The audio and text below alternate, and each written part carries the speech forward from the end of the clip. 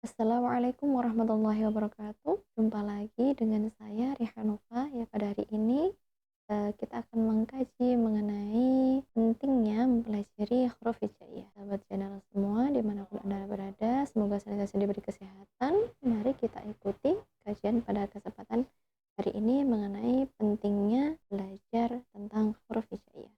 Telah saya singgung di pertemuan sebelumnya bahwa belajar bahasa Arab itu adalah kunci dari kita untuk bisa memahami bahasa ilahi atau pesan ilahi. Sebelum kita menginjak ke pembahasan yang lebih kompleks terkait dengan bahasa Arab itu sendiri, kita harus terlebih dahulu mengenal mengenai apa itu huruf hijaiyah. Hal ini penting karena huruf hijaiyah itu bisa menjadi fondasi kita. Ibarat sebuah bangunan, ketika fondasi itu sudah sangat kuat, tentunya bangunan itu akan menjadi lebih kokoh. Nah, seperti itu.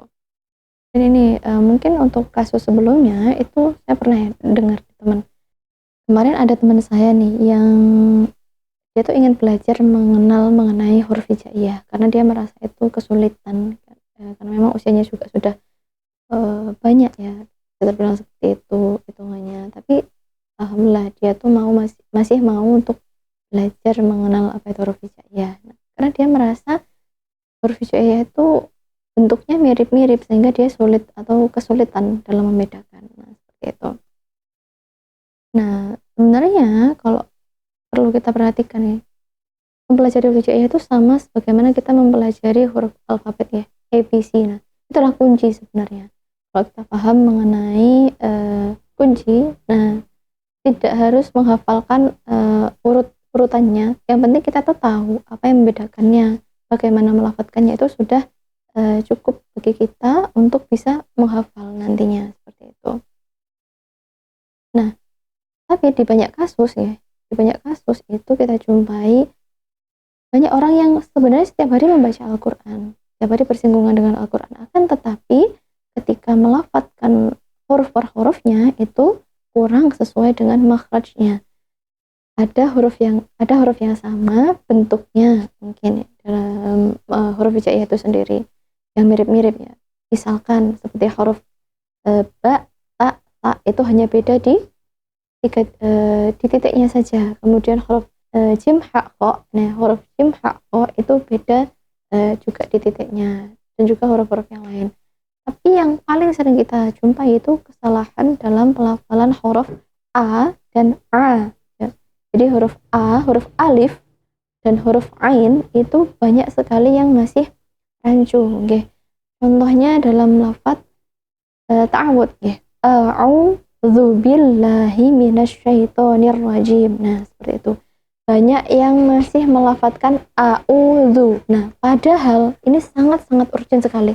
Ketika kita tidak tahu atau kurang tepat dalam melafadzkan makhraj, itu akan amat sangat mempengaruhi makna dari lafadz yang kita baca. Nah, seperti itu. Jadi, urgensi atau pentingnya kita membahas mengenai makhrajul huruf adalah bagaimana kita bisa melafadzkan huruf-huruf tersebut sesuai atau tepat sesuai dengan makhrajnya. Nah, seperti itu. Ada lagi ya contoh nih, misal bedakan antara huruf ta, nggih, ta, sa, sya, sama so. Nah, huruf-huruf ini tipis sekali ya bedanya. Tapi kalau kita benar-benar perhatikan, ini sangat beda, sangat berbeda. Pelafatan huruf ta, nggih, itu beda. Contohnya ada di lafaz misalnya inna a'tayna kal kautsar. Nah, kal kautsar bukan kal kausar, bukan kal kausar ataupun kal kautsar. Nah, itu sangat berbeda. Kemudian di huruf ini di lafaz min syarri ghasiqin idza waqab. Bukan min syarri tapi min syarri bil shin. Nah, seperti itu. Kemudian ada huruf yang kembar-kembar nih. Contohnya huruf dal dan zal. Ya. Da, za itu berbeda ya, untuk pelafalannya. Nah, seperti itu. Ini untuk contoh yang lain-lain seperti Misalnya huruf sin ya dalam lafadz basmalah. Bismillahirrahmanirrahim. Jadi pakai hurufnya huruf sin, tidak pakai huruf ta ataupun sya. Nah, itu amat sangat mempengaruhi dari makna ataupun arti lafadz yang kita baca. Nah, mungkin itu tadi ada beberapa huruf-huruf ya, yang mana amat sangat perlu kita perhatikan dalam pelafalannya agar huruf yang kita lafadzkan itu tidak sampai merubah di makna ayat ataupun hadis yang kita baca. Nah, seperti itu. Sebenarnya memang belajar bahasa Arab itu butuh effort ya. Cuman ketika kita menanamkan dalam diri kita bahwa bahasa Arab itu mudah, nah pasti amat sangat mudah. Terlebih dahulu, nah kita kuasai terlebih dahulu tentang makhrijul huruf ini. Dan mungkin dari teman-teman ada yang merasa kesulitan dalam mengucapkan makhraj atau melafadzkan makhrijul huruf yang tepat, bisa nanti tulis saja di kolom komentar ya.